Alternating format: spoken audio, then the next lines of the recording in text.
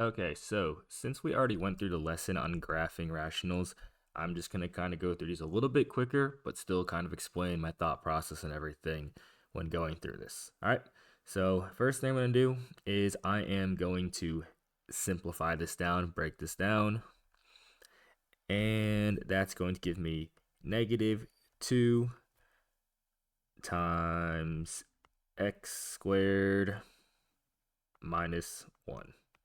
And then on my denominator, I'm going to get x times x plus 1. And then I'll go ahead, I'll factor my numerator even further. So that would be negative 2 times x plus 1 and x minus 1 because that's a difference of squares. And then I will have x times x plus 1. And then I can go ahead and I can cancel out an x plus 1. So I know my simplified form here is going to be a negative 2 times x minus 1 over x. So we're going to go ahead and start with our x-intercepts. And again, x-intercepts, I get that by setting my numerator equal to 0. So that would be negative 2 times x minus 1 equals 0, which essentially when I divide by negative 2 is just going to be x minus 1 equals 0. So my x-intercept is going to be 1 comma 0. And then my y-intercept, if I plug in 0 into my simplified equation, or if I was to plug into my original, it doesn't really matter here, that would be negative 2 times 0 minus 1 over 0, which I can't divide by 0. So that means I'm going to have no y-intercept. And then I am going to do my vertical asymptote, which is setting my denominator equal to 0. So my denominator in my simplified equation is x. So x equals 0. Can't simplify that one any further. So therefore, my vertical asymptote is going to be x equals 0. Horizontal asymptote, I look at my degrees. I can look at the degrees either of my simplified or my original. Doesn't really make a difference here. Of my simplified, it's a 1 on the top, 1 on the bottom. That's the same. So I'm going to take a ratio of my leading coefficients, which would be negative 2 over 1. If I was to do the same thing with my original, instead, my degrees would both be 2 on the top and the bottom. My leading coefficient would still be a negative 2 over 1. So therefore, my horizontal asymptote is going to be y equals negative 2. And then I have my whole. I went ahead and I canceled out a factor of x plus 1. So that means I'm going to have a whole at x equals negative 1. And I'm going to go ahead and get my y coordinate of that by plugging that number into my simplified equation. So negative 2 times negative 1 minus 1 over negative 1. That will give me negative 2 minus 2 over negative 1, which is positive 4 over negative 1, which in the end will give me negative 4. So my whole is going to be at the point negative 1 comma negative 4. And so now I have all of this information here, and I'm going to start putting it on my graph. So I'll start with my x-intercept at 1 comma 0. That's going to be right here. My vertical asymptote is at x equals 0. So I'll draw a red line down there. And my horizontal asymptote is going to be at y equals negative 2. And then I will have a whole at negative 1, negative 4, which is going to be an open circle down here. Now, what's really inconvenient on this one, I guess, if you want to call it inconvenient, is that these 2 points are symmetrical. So I'm going to have to figure out one more point to go ahead and use. So let's go ahead and use x equals a positive 2. So I plug that into my simplified equation.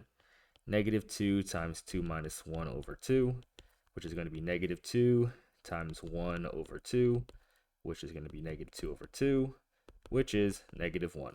So I will have a point at 2 comma negative 1. So if I plot that here, now I can find a point symmetrical to that on the opposite side. From where my asymptotes intersect, I go right 2 and up 1. So now I can go left 2 and down 1 from that intersection to give me a point right here. And then I go ahead and I connect these to make my rational function. to look like this.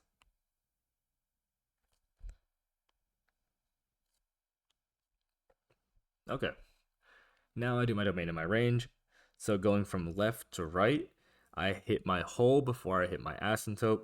So I will go from negative infinity to the x value of my hole, which is -1, union -1 to my asymptote, which is at 0, union 0 to infinity.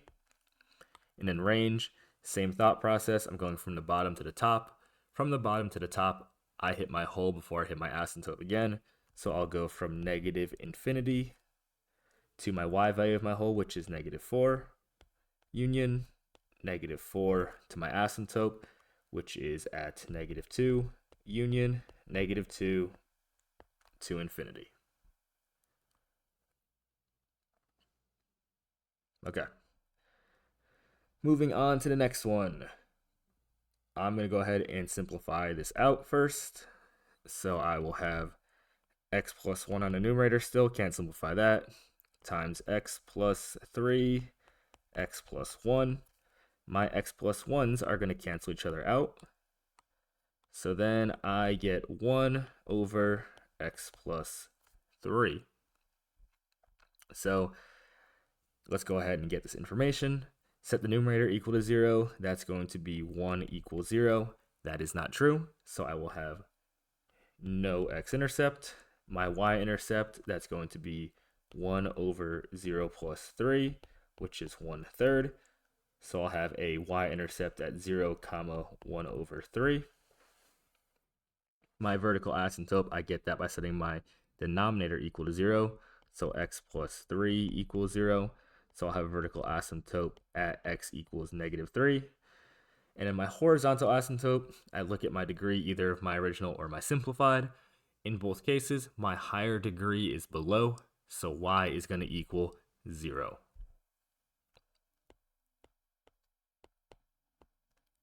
And then again, I canceled out an x plus 1, so I will have a hole at x equals -1. I plug that into my simplified equation, so 1 over -1 plus 3, which gives me 1 over a negative, not negative, 1 over a positive 2, which gives me a hole at the coordinate -1, comma 1 over 2. So again, plot this information down. 0, 1/3, that's my y-intercept, so roughly about right here. Vertical asymptote at -3, so I put that down. Horizontal asymptote y equals 0, so that's essentially my x-axis. And then I have a hole at -1, comma 1/2, so that would be right here. Go ahead and plot these points symmetrical now. Since I have 2 on the upper right quadrant, I can get 2 on the bottom left. So if I go right 3 and up 1/3, I can go left 3 and down 1/3 to about right here.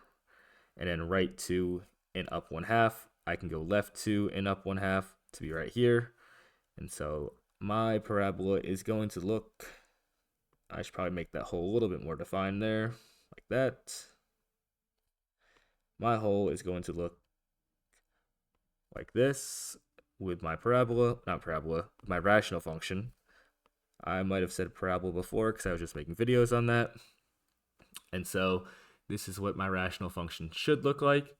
Now doing domain and range, going from left to right, I hit my asymptote before my hole. So I will go first from -infinity to -3, union -3 to -1, union -1 to infinity. And then for my range, going from the bottom to the top, I hit my asymptote before I hit my hole. So I'll go -infinity to 0, union 0 to 1/2, union 1/2 to infinity.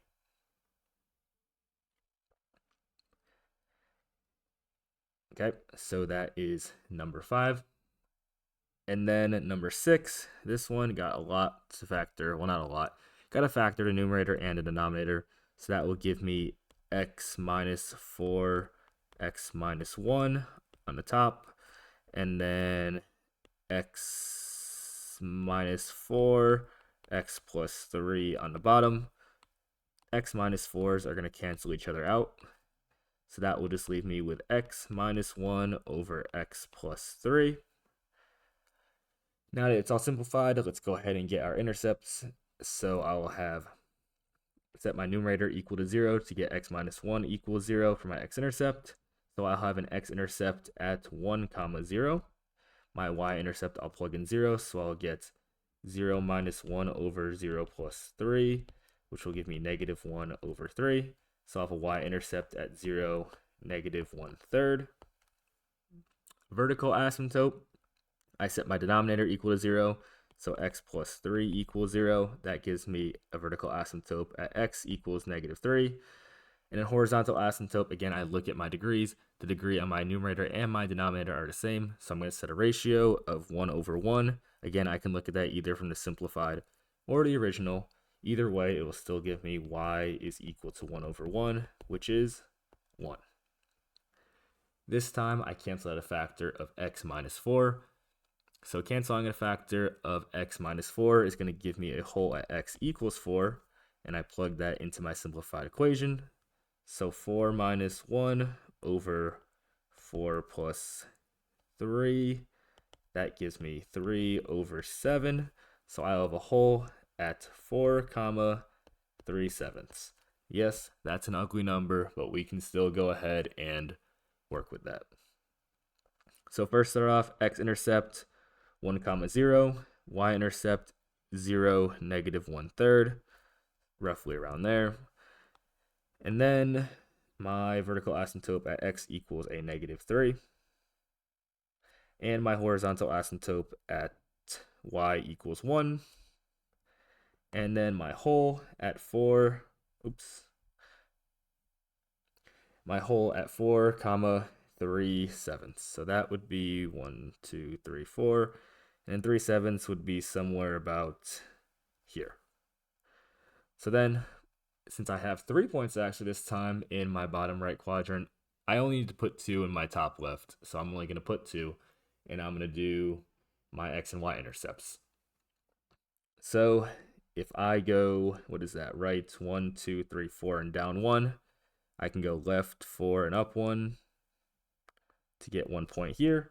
And then if I go right 3 and down about 1 1/3, I can go right 3 and up 1, or left 3 and up 1 1/3 to give me a point there. And then again, connect my lines to create my rational function. And it's going to look